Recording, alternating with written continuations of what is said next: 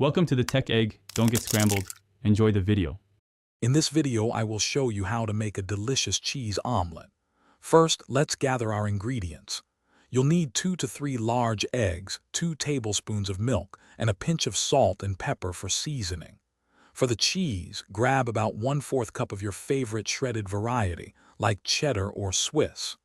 Finally, have 1 tablespoon of butter or oil ready for the pan. Now let's prepare the egg mixture.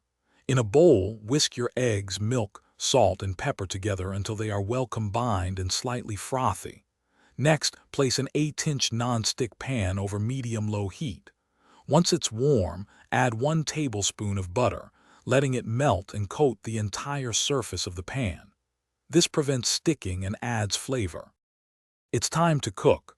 Pour the egg mixture into the hot pan, gently swirling it to ensure the bottom is evenly coated.